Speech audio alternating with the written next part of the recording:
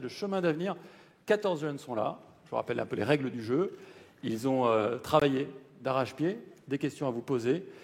14 questions, 45 minutes pour y répondre. Ça veut donc dire, Karine, qu'il va falloir être hyper concis, hyper rapide, hyper efficace. Vous avez fait le compte ou Hyper clair. vous hésitez sur Non, le il y nombre en de a 14. minutes par réponse? c'est pas exactement, mais c'est ça, 14 minutes, 45. Alors au départ, vous aurez également 2 minutes pour présenter votre mesure phare à destination de la jeunesse. Mais d'abord, un portrait, et il est signé Oui, le portrait, c'est Loris Loris Dumas. qui présente votre parcours. Allez, c'est parti. Bonjour à tous, bonjour Monsieur Jadot, je m'appelle Loris, j'ai 17 ans, je suis lycéen à Feur, dans la Loire. Vous êtes né le 27 juillet 1967 dans l'Aisne. À 18 ans, vous rejoignez Paris pour étudier à l'université Paris-Dauphine l'économie. Ces années-là marquent le début de votre engagement militant auprès des Verts. En 2002, vous soutenez Noël Mamère lors de l'élection présidentielle. Dans la foulée, vous devenez directeur de campagne de Greenpeace France, pour ensuite jusqu'en 2008, pour ensuite prendre un plan plus politique en vous plaçant au premier plan, justement, en devenant député européen, le poste que vous occupez toujours à ce jour. Pour les élections de 2017, vous êtes désigné par la primaire interne de votre parti candidat à l'élection présidentielle avant de vous retirer en faveur du candidat socialiste. En 2019, vous êtes tête de liste européenne et emportez 13,5% aux élections, ce qui vous hisse à la 3e place. Aujourd'hui, vous êtes une nouvelle fois candidat investi par votre primaire pour incarner Europe Écologie Les Verts à la plus haute fonction de l'État et représenter l'écologie politique. Merci Loris. Merci beaucoup. Yannick Jadot, donc 2 minutes seul face au Studio 104 et à ses participants pour évoquer votre mesure phare envers la jeunesse. Bonjour à toutes et à tous. Vous le savez, les jeunes aujourd'hui vivent une immense précarité, précarité sociale, précarité scolaire.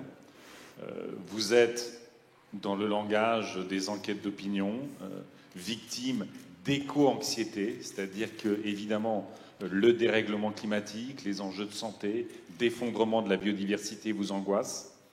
Et un jeune sur 5 aujourd'hui vit sous le seuil de pauvreté. Un tiers n'arrive pas à se soigner convenablement. Et selon les dernières enquêtes, 40% des jeunes étudiants qui n'habitent plus chez leurs parents sont sous le seuil de pauvreté. Alors, ma première mesure, ce sera de mettre en place ce que j'appelle le revenu citoyen.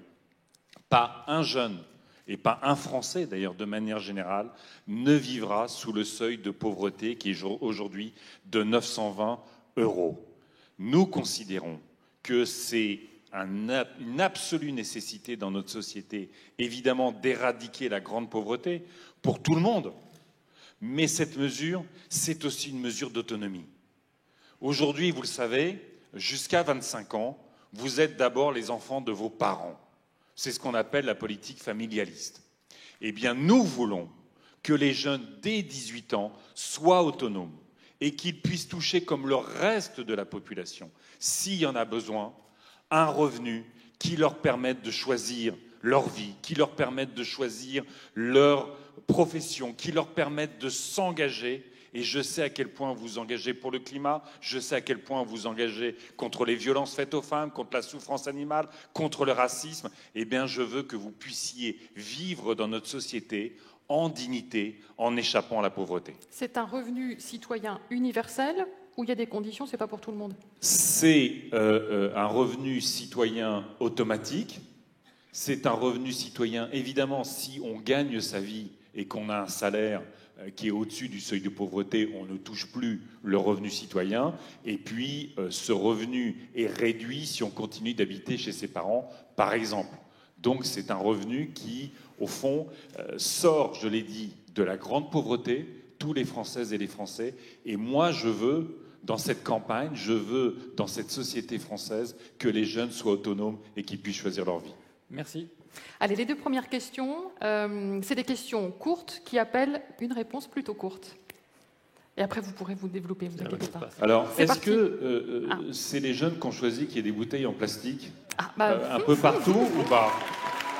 Non, Parce que je ne sais pas pour vous, mais 1 pas million de tonnes de plastique Ouais, dans la vous avez société C'est française juste. tous les ans, ça ne va pas. Alors, c'est pas les jeunes, c'est un peu le Covid quand même.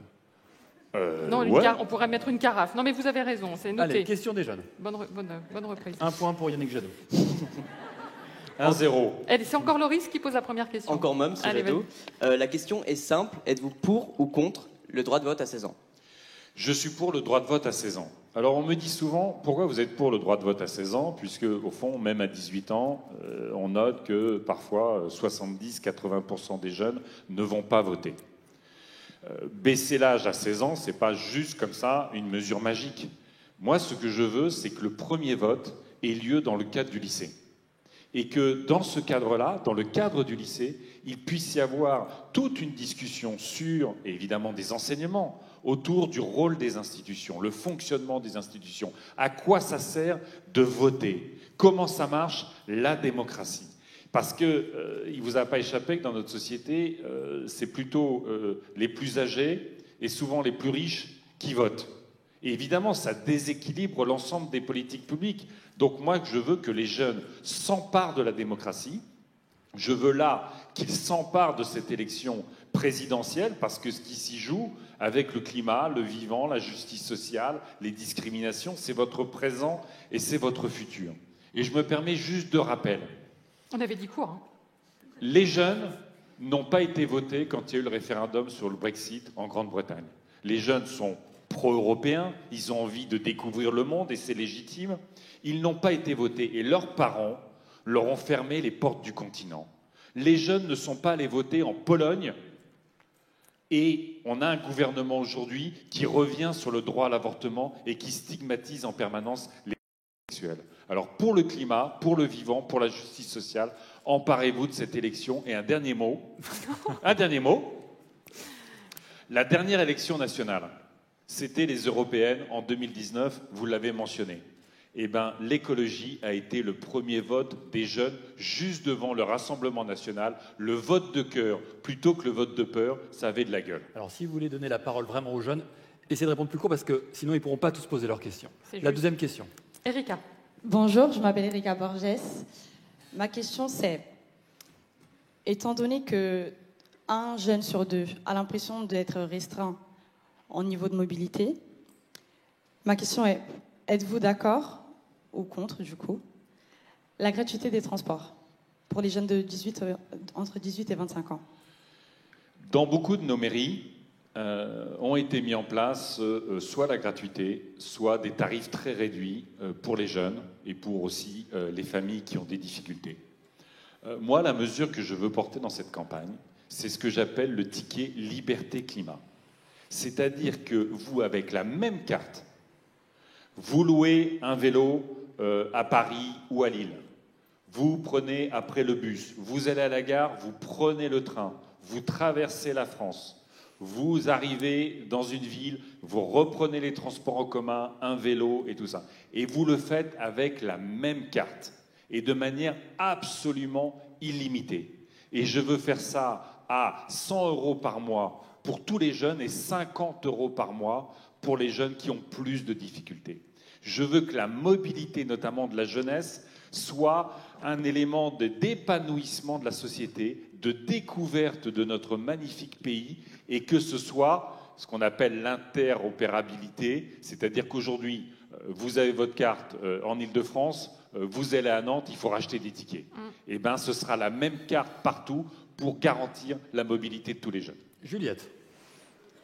Bonjour, je m'appelle Juliette Rossi, j'ai 22 ans, je suis une ancienne volontaire en service civique à l'association Unicité, comme vous pouvez le voir. Et j'en porte donc aujourd'hui fièrement les couleurs en étant ambassadrice de l'association, d'où ma question pour vous aujourd'hui. Au vu de son succès sur l'insertion des jeunes, et notamment des jeunes éloignés, que pensez-vous de généraliser le service civique à toute une classe d'âge? Quand on regarde toutes les enquêtes, et j'ai suivi et la création et le développement du service civique, les jeunes ont toujours adoré. Ils n'ont pas simplement adoré leur expérience, ça leur a permis de se construire et de se projeter dans la suite de leur vie. Donc moi, je veux massifier le service civique. Toute une classe d'âge, tant mieux si on y arrive. Si on arrivait déjà à 500 000 jeunes tous les ans, ça serait déjà très bien. On est à quoi, 120 000, 130 000 par an. Donc, il faut d'abord faire de l'information, parce que, comme vous le savez, les jeunes sont très peu au courant du service civique. Il faut mieux l'encadrer, ouvrir davantage de possibilités. Et puis, ça renvoie à un choix de vie. Moi, je considère que, et quand on le voit dans le reste de l'Europe, les jeunes sont amenés maintenant de plus en plus tôt à choisir quelle formation ils veulent faire, quelle spécificité ils veulent faire, et tac, tac, tac, et vous vous engagez, vous arrivez de manière contrainte à enchaîner les boulots, les formations. Moi, j'aimerais que dans notre société, on puisse accorder à chaque jeune 6 mois ou 1 année, qui peut être à travers le service civique, qui peut être après le baccalauréat, qui peut être pendant ses études ou après un premier métier, que chaque jeune puisse s'ouvrir sur un engagement citoyen, tel que le propose le service civique, et que cet engagement citoyen soit valorisé dans les parcours des jeunes comme une expérience de vie qui va les renforcer, les rendre plus mûrs et plus à même de servir l'intérêt général. Mais donc, si on vous comprend bien, ça reste volontaire, oui. Vous n'imposez rien. Oui, parce que, si vous voulez, moi j'entends parfois certains responsables politiques d'un certain âge dire il faut rendre le service militaire obligatoire, il faut rendre le service ou je ne sais pas quoi obligatoire. C'est-à-dire qu'en fait, ces responsables politiques qui ont exercé des responsabilités pendant des années, parfois pendant des décennies, qui ont mis la société dans laquelle on est, avec ses inégalités, la précarité des jeunes qui ont été les exclus du quoi qu'il en coûte, les jeunes ont été les exclus du quoi qu'il en coûte, et qui viennent faire la leçon aux jeunes sur le mode « ils s'engagent plus ». Ils sont plus responsables vis-à-vis de la société, ils comprennent pas l'intérêt général, ils sont que sur leur téléphone. Je veux dire, ce discours-là, ça fait des milliers d'années qu'il dure. Les jeunes aujourd'hui s'engagent, les jeunes aujourd'hui ont envie d'avoir une vie digne, d'être respectés, ils ont envie d'avoir un boulot qui ait du sens. Et bien justement, offrons cette possibilité du service civique qui est quand même vachement plus intéressant que le SNU, qui est une sorte de mixte à peu près incompréhensible et qui ne servira à personne. Allez, on accélère. Juste au nom de l'unicité, j'espère voir une mesure sur le service civique dans votre programme. Avec un immense plaisir. Merci. Avec un immense plaisir. Merci Juliette. Merci Kylian. Une réponse qui va appeler. Alors là, pour le coup, une réponse, ça peut être très très long comme réponse, donc je vous m'en regarde avant même la question. Répondez vraiment précisément à la question posée. Voilà. Parce que je sens déjà ce qui va arriver. Kylian, vous allez voir. Kylian, ne me regardez pas comme ça, c'est de l'autre côté que ça se passe. C'est vous qui me bouffez mon temps de parole, là. Non, c'est bon. Thomas, tout va bien se passer. Incroyable, ça. Bonjour, je m'appelle Kylian, j'ai 25 ans, je viens de Créteil, j'ai fait partie d'un service civique aussi, et je viens avec la coopérative du Val-de-Marne. Et la question que je veux vous poser, c'est quelles mesures écologiques vous allez prendre à la veille de votre présidentielle si vous êtes élu? Alors pas le la veille, lendemain, le lendemain. Parce que la veille, j'aurais pas le droit encore. Oui, non, le lendemain. Quelle serait la mesure? La mesure. La mesure. Alors c'est toujours très compliqué de dire une mesure. Mais c'est vrai que je me suis engagé sur la sortie de l'élevage industriel. L'élevage industriel, ça ne résume pas la lutte pour le climat, ça ne résume pas évidemment la lutte pour la justice sociale ou pour l'hôpital, l'école. Mais la sortie de l'élevage industriel, vous savez, cet élevage industriel, c'est celui qu'on voit uniquement dans les vidéos d'L214. C'est ces animaux qui ne voient jamais l'extérieur. C'est la souffrance animale absolue. C'est des éleveurs qui vivent très dramatiquement leur métier, souvent dans une grande précarité sociale. C'est une alimentation qui contribue au diabète, à l'obésité, aux maladies chroniques. Donc je veux sortir de l'élevage industriel, interdire très rapidement les élevages en cage, et puis sortir de l'élevage industriel, c'est repenser la ruralité, c'est repenser l'agriculture, c'est repenser notre alimentation, et vous le savez, bien manger, c'est un plaisir que nous avons dans ce pays, et il faut que nos paysans en vivent bien. Voilà. Merci pour la réponse. Fares. Vous êtes parfait. Enfin, je veux dire en termes de temps. Hein. Ils sont comme ça avec tous les autres ou Non, que avec vous. Ils ont été comme ça avec Zemmour? Fares, on perd du temps. Bonjour, je m'appelle Fares Oisy, j'ai 18 ans, j'habite Neuilly-Plaisance et je suis étudiant en Hippocagne. J'aimerais savoir quelles sont vos solutions, vous, Yannick Jadot, pour que le milieu d'origine n'empiète pas autant sur la réussite scolaire et professionnelle des jeunes. Vous avez raison, on a un problème d'inégalité scolaire majeur dans notre pays. Et toutes les enquêtes ont montré que la France est un des pays, au fond, où l'ascenseur social est le plus en panne et le plus lent pour que, notamment les jeunes issus des classes populaires, puissent grimper dans l'échelle sociale et y compris dans leur métier, dans les entreprises, dans les services publics. Donc, mettre le paquet, évidemment, sur l'école. Aujourd'hui, vous habitez un quartier, ce qu'on appelle parfois un beau quartier, et bien l'État, de fait, investit plus d'argent, de moyens dans les beaux quartiers que dans les quartiers populaires ou dans les zones rurales. C'est quelque chose qu'il faut totalement renverser. Il faut investir plus là où il y en a le plus besoin. Deuxièmement, c'est combattre les inégalités scolaires, c'est créer des établissements qui sont géographiquement au milieu, justement, des beaux quartiers, des quartiers plus populaires, pour assurer la mixité sociale à l'école. Et puis, il y a un enjeu essentiel, parce que je sais qu'il faut que je fasse court. Notre pays, depuis 10 ans, a réduit l'investissement par étudiant. Nous avons baissé de près de 10% l'investissement public par étudiant à l'université, quand tous les autres pays augmentent évidemment l'investissement par étudiant. On est dans une société qui a besoin d'une jeunesse épanouie, d'une jeunesse respectée, d'une jeunesse évidemment équipée en termes de savoir, d'une jeunesse qui va construire l'intelligence de la société de demain. Un pays qui désinvestit de sa jeunesse est un pays qui est condamné, pour le coup, à se diviser, qui est un pays qui est condamné à l'assignation sociale à résidence. Donc on investira massivement dans l'éducation, on réinvestira dans l'université, parce qu'une société épanouie, une société apaisée, une société de l'intelligence, et donc aussi une société compétitive, c'est une société qui investit sur sa jeunesse. Fares, ça te paraît suffisant ? Satisfait ou pas de la réponse ? Oui, ça va. Ça va. Clémence, pour la suite, parce que la société doit être aussi inclusive. Bonjour Monsieur Jadot, moi je Bonjour. m'appelle Clémence Casavecchia, je viens de Grenoble. Je suis surtout concernée par les handicaps invisibles et à ce titre, forcément vu que les handicaps invisibles sont beaucoup moins visibles, qu'est-ce que vous proposez pour l'accès pour le diagnostic à tous, puisque les diagnostics sont peut-être le premier facteur de reconnaissance des handicaps invisibles? Vous avez parfaitement raison. Et là aussi, il va falloir changer l'évolution. Il va falloir être en rupture par rapport à l'évolution de ces dernières années. Vous savez qu'on manque terriblement de médecins à l'école. On manque terriblement d'infirmières et d'infirmiers. On manque terriblement d'assistance sociale. Et on est dans une société, ce n'est pas totalement la question que vous me posez, où tout ce qui est santé mentale a été totalement négligé, méprisé. Donc il faut remettre des médecins, il faut remettre des infirmières, il faut remettre de l'assistance sociale. Il faut former toute la communauté éducative, pas simplement les enseignants, toute la communauté éducative à identifier, y compris les signaux faibles en matière d'handicap et d'handicap invisible.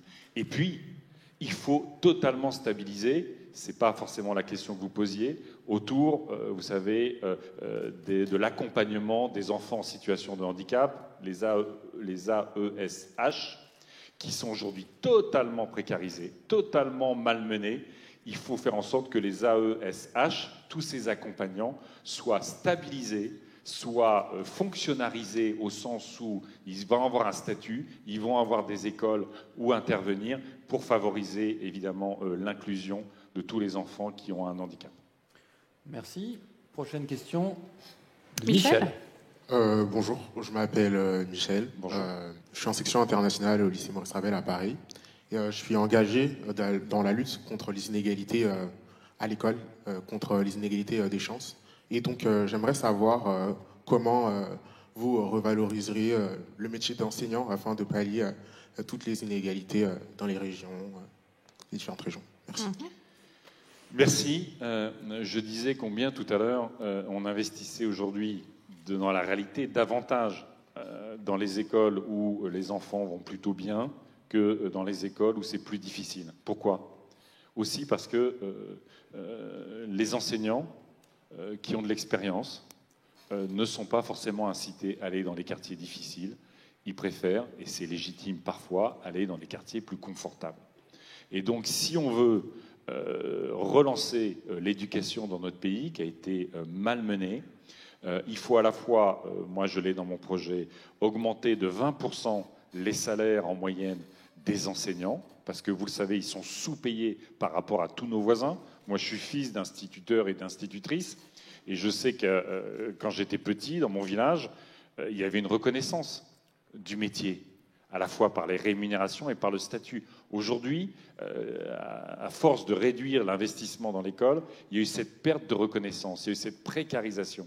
Donc il faut relever les salaires, il faut embaucher, parce que si on veut accompagner les enfants, si on veut éviter les sureffectifs dans les classes, il faut embaucher, mais au-delà d'améliorer l'institution de l'école, les enseignants et les effectifs, il va falloir aussi repenser les temps à l'école, que les enfants aient davantage accès à la culture, qu'il y ait davantage accès aux arts, au sport, à la nature. Il va falloir réaménager les temps scolaires, mais pour ça, un peu comme l'ont fait les Finlandais, qui sont un exemple en la matière, faire une conférence de consensus entre tous les acteurs de l'éducation pour savoir comment aujourd'hui adapter la pédagogie aux enfants, renforcer les moyens là où il y en a besoin, et puis intégrer à l'école les nouveaux enjeux, les enjeux de la diversité, les enjeux des violences sexuelles, sexistes, les enjeux de l'environnement, les enjeux du numérique, pour que l'école entre totalement dans le XXIe siècle. Yannick Jadot, est-ce que vous avez des chiffres un peu combien de profs 65 000. D'accord. 65 000 enseignants, bien sûr. 65 000 enseignants. Fabien Roussel, 90 000 tout à l'heure, donc c'est un peu moins Pardon chez vous. Fabien Roussel disait 90 000 tout à l'heure, c'est un peu moins chez vous. 65 000. Et de combien vous les augmentez? De 20% en moyenne, je l'ai dit, dans la réponse, mais en mettant plutôt le paquet en début et en milieu de carrière. Évidemment, il y a des évolutions à faire en fin de carrière, mais la situation est moins tendue. Donc plutôt en début et en milieu de carrière, donc 65 000. Je l'ai dit aussi, des médecins, des infirmières et des assistants de l'assistance sociale, voilà, pour redonner de la puissance à l'école et éviter les sureffectifs ou les écoles sous-dotées. Et donc vous voulez les payer mieux, ces enseignants, oui. Mais si j'ai bien compris, ils devront être plus présents dans les établissements scolaires? Je l'ai dit, moi, ce que je veux faire, si vous voulez, tant qu'on n'aura pas réparé l'institution, école, ça sera très difficile de changer l'ensemble des enseignements, d'adapter les nouvelles méthodes pédagogiques, d'intégrer plus d'interdisciplinarité, d'intégrer des nouveaux sujets. Et donc, moi, je veux le faire, comme je le dis, à la finlandaise, dont on sait aujourd'hui que c'est l'une des meilleures écoles au monde en termes d'épanouissement des enfants. Et donc, ils ont fait ça par conférence de consensus. Ils ont mis tous les acteurs autour de la table pour penser à la fois les métiers, pour penser les méthodes, pour penser les temps, parce qu'à partir du moment où, effectivement, on fait évoluer les temps, eh ben, on fait évoluer les temps dans la journée, dans la semaine, potentiellement, et dans l'année. Et ça doit relever d'un consensus. Et ça veut dire des établissements autonomes? Vous êtes pour l'autonomisation des... moi, l'idée que... les établissements puissent imaginer l'interdisciplinarité, puissent imaginer davantage d'accès à la nature, à la culture, s'organiser pour ça, ça me va très bien. Qu'on donne l'autonomie aux établissements pour recruter, pour faire des choses comme ça, ça ne me va pas, parce qu'au fond, ça va construire ou ça va renforcer les inégalités scolaires dans notre pays. Allez, on avance avec Lara. Bonjour, je m'appelle Lara, j'ai 24 ans, je vis à Saint-Denis et je suis volontaire en service civique chez Coexister. Il y en a beaucoup, hein? Il y en a beaucoup dans la salle? De quoi? De volontaires? Ah ouais. Du coup, ma question pour vous est la suivante. Selon un sondage de l'IFOP de 2021, 63% des moins de 35 ans considèrent que la théorie du grand remplacement est raciste. Comment expliquez-vous que 55% des 50-64 ans pensent le contraire? Parce que peut-être vous êtes plus ouvert sur la société, sur la réalité du monde. Vous fantasmez moins le monde d'avant. Vous savez, quand le futur est angoissant, dérèglement climatique, effondrement de la biodiversité, mondialisation très inégalitaire, marchandisation de la forêt, des données personnelles, terrorisme, finance. Quand le présent, on le voit aujourd'hui, est très inquiétant, il y a le réflexe, c'est de se dire ben, c'était mieux avant. Au fond, retournons dans le passé. Et vous avez des mouvements politiques et des candidats qui manipulent ces angoisses, manipulent ces peurs, manipulent les colères en réflexe identitaire, en panique identitaire. Notre récit national, ça deviendrait le suicide collectif. Notre récit national, ça deviendrait la grande invasion, le grand remplacement. Tout ça, ce sont des théories nauséabondes. Et y compris quand elles en arrivent à réécrire le passé, pour nous expliquer que Dreyfus était coupable, que Pétain était innocent, que Papon était innocent, et que, au fond, cette réécriture du passé, encore une fois, est terrible pour notre pays, parce que ça stigmatise toute une partie des Françaises et des Français ou des habitants en France, parce que ça nous divise et que la stratégie du bouc émissaire n'a jamais apporté aucune réponse positive à une société. Donc moi, mon projet, pour éviter de se battre sur le passé, c'est de nous inventer et d'écrire une nouvelle page de l'histoire de notre pays. Quand on combat le dérèglement climatique et qu'on évite le chaos, quand on combat l'effondrement de la biodiversité et qu'on évite le chaos, quand on remet de la solidarité, de la justice sociale et de la démocratie, eh bien ensemble, on se projette vers l'avenir. Ensemble, on se retrousse les manches, on se serre les coudes parce qu'on sait que ce sont les grands défis et qu'à partir de là, eh bien, l'autre n'est plus une menace, il est un enrichissement. Il est une addition et non pas une soustraction. Eh bien, contre les pulsions de mort, moi, je préfère les pulsions de vie. Contre les pulsions de haine, je préfère les pulsions de fraternité. Inès. Bonjour, je m'appelle Inès, j'ai Bonjour. 24 ans, je suis jeune diplômée et aujourd'hui je suis entrepreneur avec une mission de favoriser l'égalité des chances pour tous les entrepreneurs dans le milieu de la tech. Et ma question est la suivante. Quel est l'impact et les mesures que vous allez prendre pour éviter le départ à l'étranger des diplômés, mais aussi des jeunes entrepreneurs dans le milieu de l'innovation et de la tech? Merci Inès. Merci, vous avez raison. Je parlais tout à l'heure de l'appauvrissement de l'enseignement supérieur et de la recherche.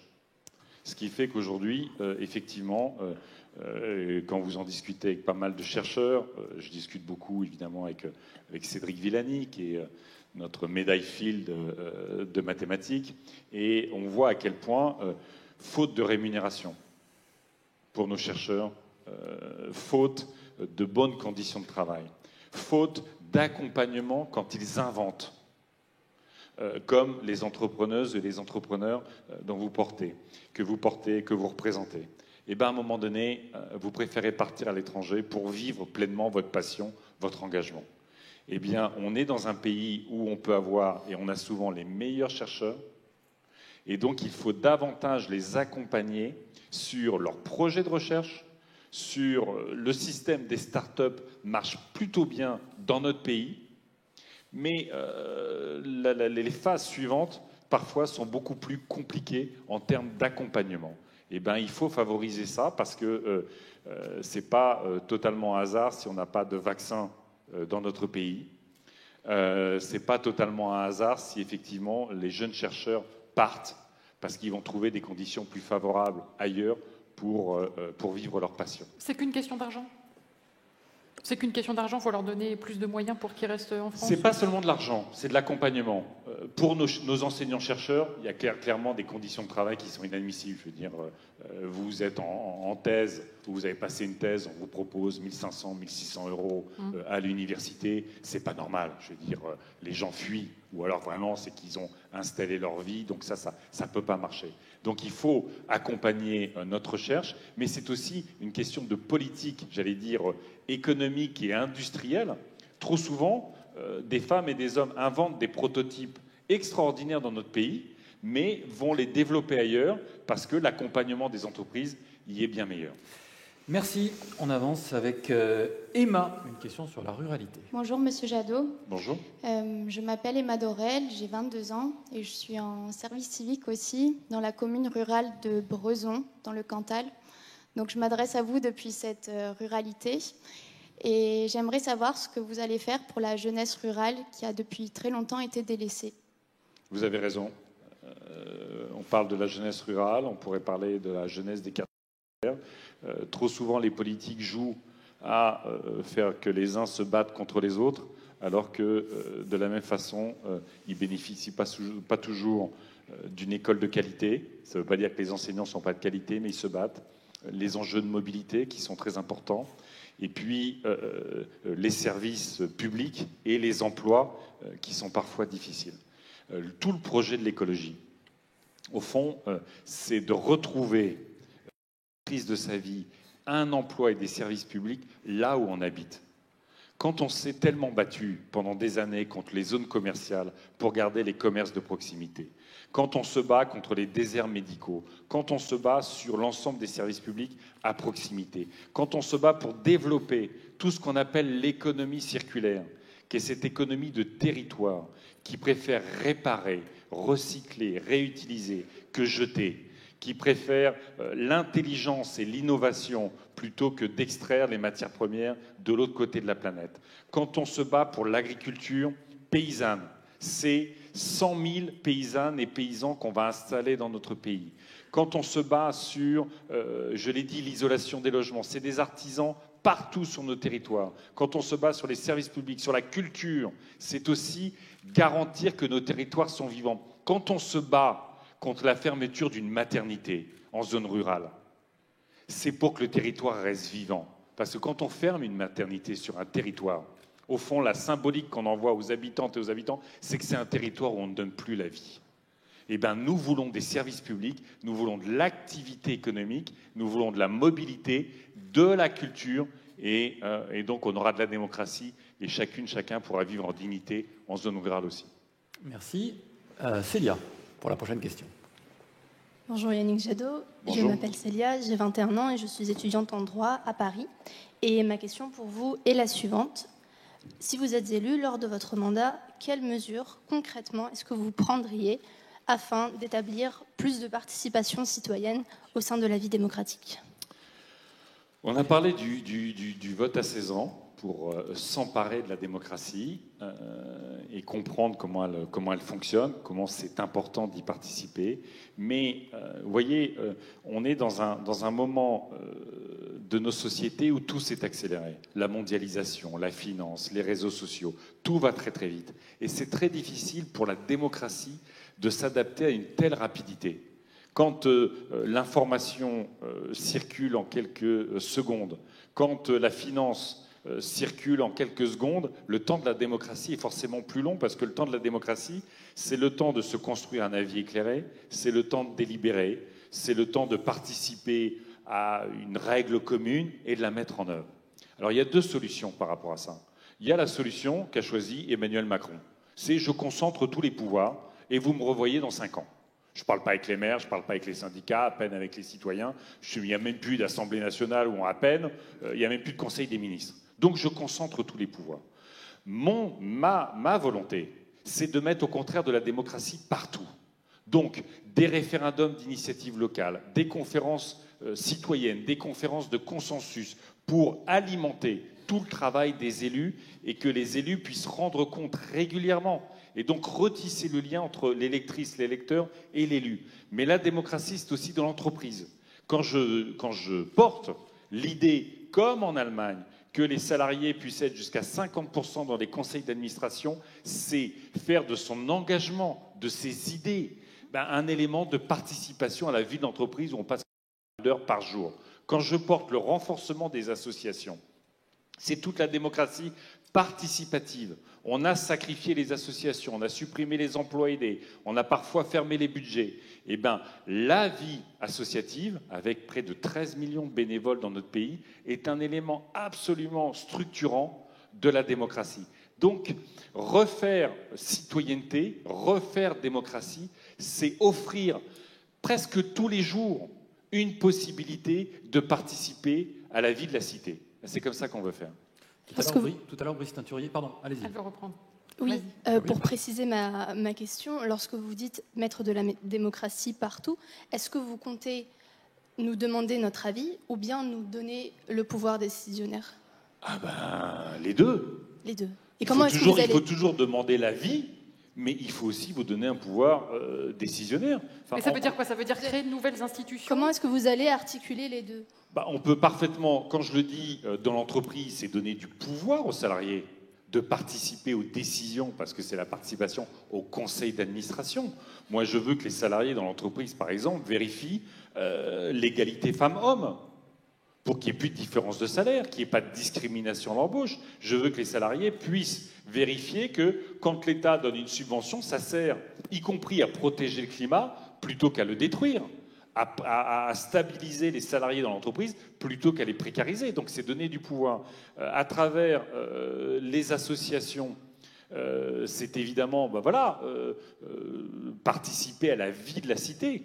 Mais pour ma part, par exemple sur les législatives, nous allons nous engager à ce qu'il y ait dans les candidats éligibles aux législatives la même part que les jeunes dans la population, c'est-à-dire qu'il y ait par exemple au moins 15% de jeunes en situation éligible pour les élections législatives à venir.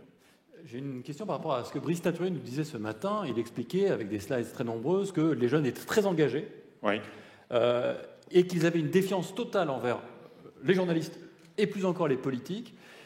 Ils évoquaient la question... Ça, vous en sortez bien. Ils évoquaient la question de la malhonnêteté, de la corruption, etc. Est-ce que, Yannick Jadot, vous êtes favorable à des principes de révocation en cours de mandat par les citoyens des élus? Pas trop. Alors, attendez, s'il y a corruption, c'est une évidence. S'il y a agression sexuelle, c'est une évidence. Mais, si vous voulez, cette idée que, une fois élu, j'ai dit le temps de la démocratie peut être long. Que si vous voulez, au bout de 6 mois, on puisse dire on vous a élu, vous n'avez pas exactement fait ce qu'on avait envie de faire, ou y compris vous n'êtes pas forcément élu, vous pouvez être révoqué par une coalition de gens qui des gens qui votaient contre vous au départ. C'est ça, la révocation. Donc en fait, ça ne laisse pas le temps de la démocratie s'installer. Et moi, je ne veux pas rentrer dans un régime populiste où chaque jour, on va intimer l'ordre à un élu de savoir comment il va voter. C'est pas ça le principe de la démocratie. Allez, on continue. Margot.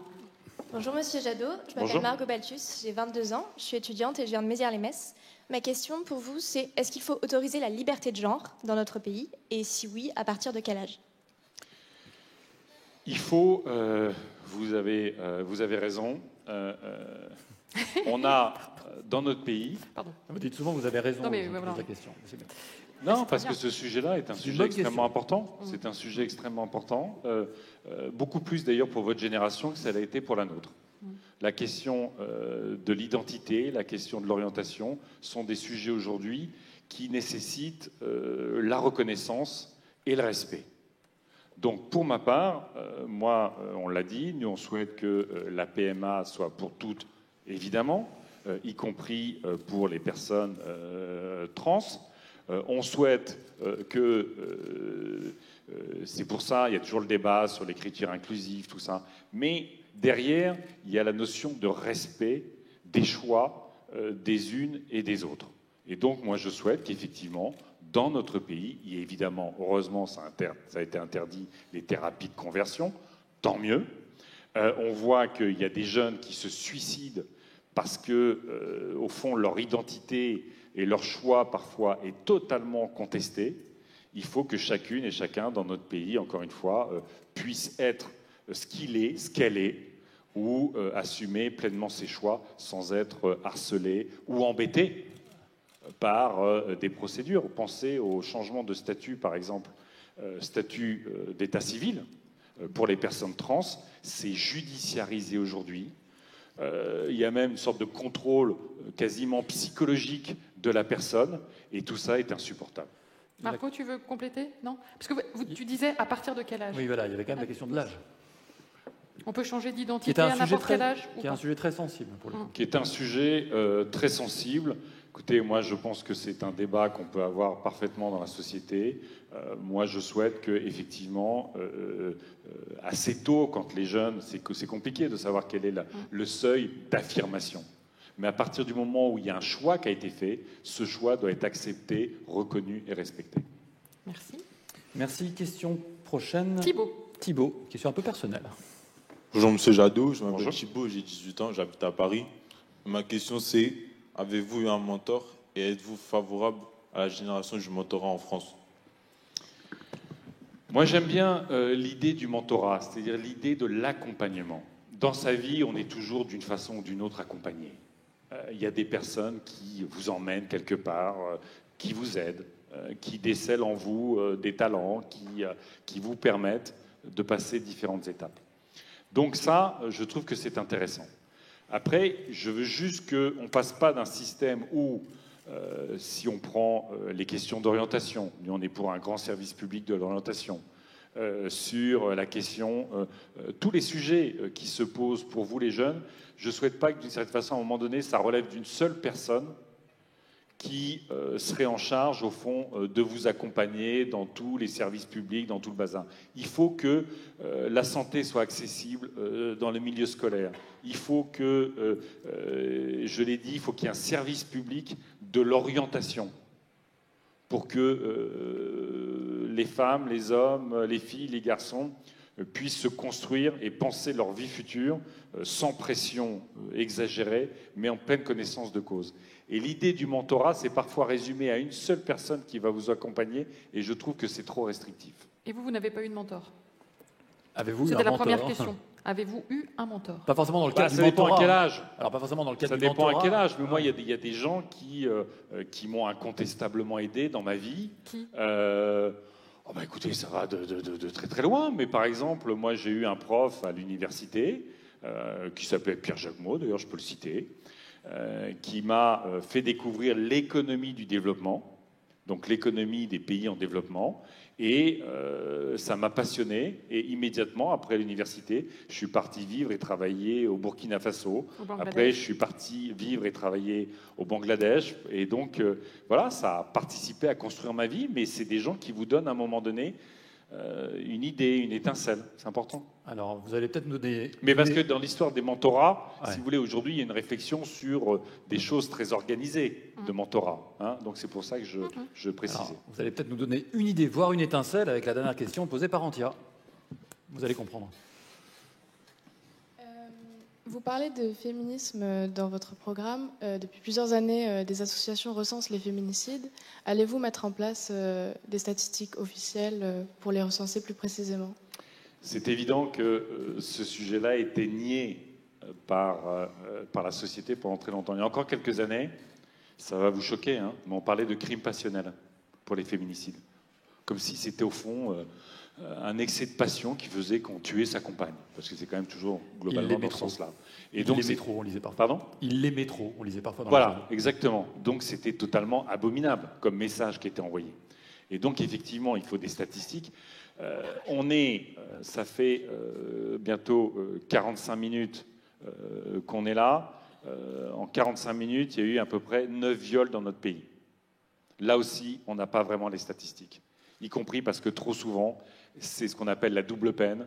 Non seulement vous êtes victime d'une tentative de viol ou d'un viol, et la réception au commissariat n'est pas à la hauteur de l'accueil qui devrait y être. Et nous, on veut aussi créer des lieux à l'hôpital ou dans les centres médicaux où on puisse porter plainte sur ces sujets-là. Les agressions sexuelles dans notre pays, c'est près de 200 000 par an. C'est totalement inadmissible. Et donc, à la fois, nous, on veut renforcer le budget sur les droits de la femme, mais surtout, on veut enfin mettre en place ce fameux milliard d'euros dont on a besoin, que toutes les associations réclament, pour former, pour identifier, former toutes les personnes qui sont au contact, pour créer les hébergements d'urgence dès qu'il y a un problème, dès qu'il y a une alerte, pour mettre en place des procédures immédiates et efficaces d'éloignement, pour qu'on sorte de cette sorte de zéro impunité autour des violences faites aux femmes. Alors si je parlais d'idées et d'étincelles, je ne pensais pas que cette question serait celle-ci, parce qu'évidemment elle est bien plus grave. Celle que j'avais ici, c'était, et peut-être vous allez pouvoir y répondre. Il y a toujours une question personnelle à la fin. C'est quoi la série que vous nous conseillez ? C'est pas moi qui pose, hein, ça doit être un des jeunes. Et qui vous a peut-être inspiré, je ne sais pas. La série, la dernière série qui m'a marqué, c'est Squid Game. Pourquoi? Voilà. Alors on va pas y jouer ensemble. Non, mais vous me dites, moi j'ai regardé La Casa des Papel et la dernière saison est très très bien. J'attends avec impatience la dernière saison de Peaky Blinders parce que j'adore. Mais il y a plein de séries.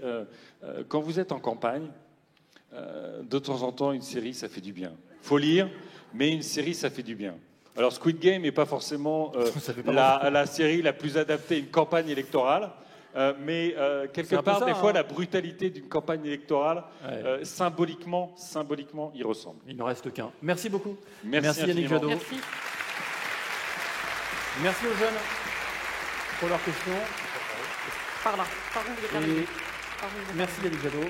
Et c'est l'heure de la pause méridienne. Donc bon appétit.